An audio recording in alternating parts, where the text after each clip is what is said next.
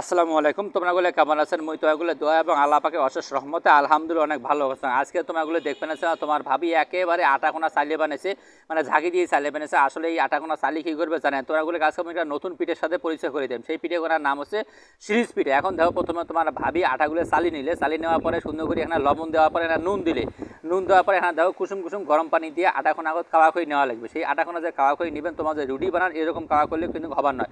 এনা মোটামুটি পর্যায়ে আটাখোনা কাওয়া করে নেওয়া লাগবে। তারপরে দেখো সেইভাবে থাকবার লাগবে, এই পাশ ও পাশ করিয়ে একেবারে ইচ্ছে মতো থাপুক দুপুত করিয়ে আটাখোনা একটা মেঘ দিয়ে নেওয়া লাগবে, মানে কি যেন একটা মেই হয়।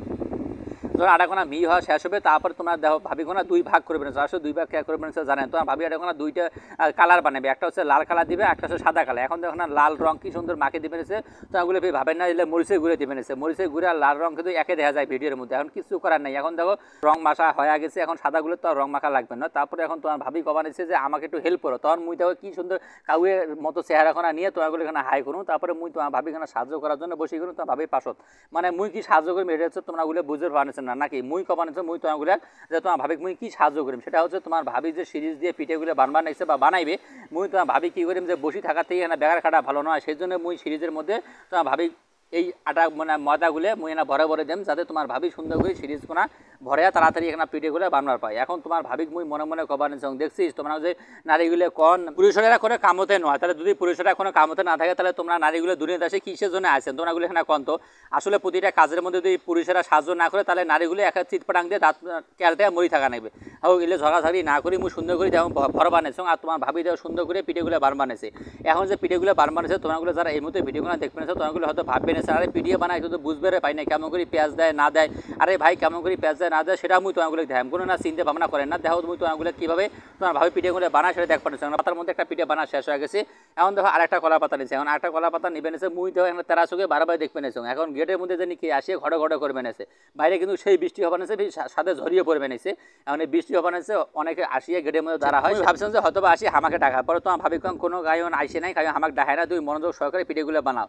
এখন তোমার ভাবি কবার নিছো তুমি যে একাই বানবা লেছো, এখন একটা যে পিঠে বানাইলে শেষ করলে একটা পাতার মধ্যে, এখন একটা পাতার নগদ বানা শেষ হয়ে যায়। এখন দর্শক বন্ধুগুলো তো দেখা উচিত আসলে তুমি কীভাবে পিঠেগুলো বানবা লেছো নাকি? তোমার ভাবি কয় হ্যাঁ ঠিক আছে অবশ্যই, তা তো দেখা লাগবে। এখন আগে এই পিঠেটা বানা শেষ হোক, মানে কি এই পাতার পিঠেগুলো বানা শেষ হোক, তারপরে মুই সুন্দর করে তোমার দর্শক বন্ধুগুলো দেখাই। এখন তোমার ভাবি যাও সুন্দর করে এই যে কলা পাতাটার মধ্যে পিঠেগুলো বানা শেষ করি, এরপরে দেখো আসল মজা। এখন মুই কিন্তু এর থেকে উঠিয়ে উদেও হয়ে যাম, তোমাগুলো বের ভাবেন না যে মুই এর থেকে উঠি করে কেন, মানে কি মুই কিন্তু কাম চড়াও না, মুই তোমার ভাবি কাজ সাহায্য করার জন্য কিন্তু এরকম বলছি। এখন দেখো এই যে তোমার ভাবি দেখো সুন্দর করে হাত ঘুরে বাবা ঘুরে ওরে প্যাঁচ এত প্যাঁচ করে জিলবি তো প্যাঁচ থাকে না, তুই কেমন এত প্যাঁচ দিবে না? মুই কিন্তু এরকম তোমার ভাবি কমা নেছ।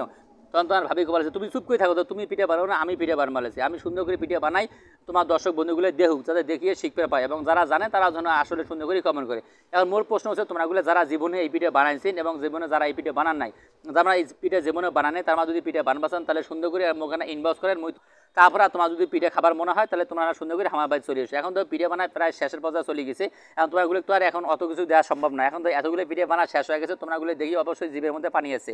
এখন পিঠে বানা শেষ খালি হয় না, এলে কিন্তু অলরেডি সিদ্ধ করা হয়ে গেছে। তোমরাগুলো হয়তো এই কড়াইখানে দেখি ভাববে নিয়েছেন যে আসলে কড়াই ছড়াই দিচ্ছে ঠিক আছে, কিন্তু পোয়াল দিচ্ছে। আসলে এই পোয়ালটা দেওয়ার কারণ কি জানেন? পোয়ালের মধ্যে যে ভাবটা হবে এই ভাবের কারণে এই পিঠেগুলো সেদ্ধ হয়ে যাবে। কারণ যদি পোয়ালগুলো না দেয় তাহলে তো কড়াইয়ের মধ্যে শুধু পানি থাকবে, পানির মধ্যে যদি পিঠেগুলো দেয় তাহলে তো পিঠেগুলো আগের মতো গলি আটা হয়ে যাবে। সেই জন্য তোমরাগুলো এখন আমি কথা কবার আছো সেই কথাগুলো কি জানেন? তোমরা যে কড়াইয়ের মধ্যে পানি দেবে সেই পানিগুলো কিন্তু পরিমাণ মতো দেবেন। যদি এখানে বেশি দেন তাহলে কিন্তু পিঠে গলে যাবে, যদি না কম দেন তাহলে কিন্তু কড়াই পুরি ছাই হয়ে যাবে। এখন তো তোমার ভাবি পিঠেগুলো সেদ্ধ করার পরে সুন্দর করে নাড়ি দিবে নিচ্ছে। এখন তোমার ভাবি দেখবে নিচ্ছে আসলে পিঠেগুলো সেদ্ধ হলো কি হলো না। এখন পিঠেগুলো সেদ্ধ করার পরে সুন্দর করে নাড়ি দিচ্ছে পিঠেগুলো, মানে টেবিলের মধ্যে সাজিয়ে নিচ্ছে। আমি কিন্তু সেই পিঠেগুলো ভিডিও করে দেখবো নিচ্ছে তোমাগুলো। এখন এই পিঠেগুলো কিন্তু সম্পূর্ণ সেদ্ধ করে, এখন সেদ্ধ করার পরে এখন এই পিঠেগুলো কী করা লাগবে যাবে না, সুন্দর করে রোদে দেওয়া নেবে। রোদ দেওয়ার পরে ধর পিঠেগুলো কি সুন্দর এখানে শুকান ভাবে যায়। তোমাগুলো কাছে আজকে ভিডিও করে কেমন সুন্দর করে কমেন্ট করে জানাবে। তোমাগুলো সকলে ভালো থাকবে, আল্লাহ।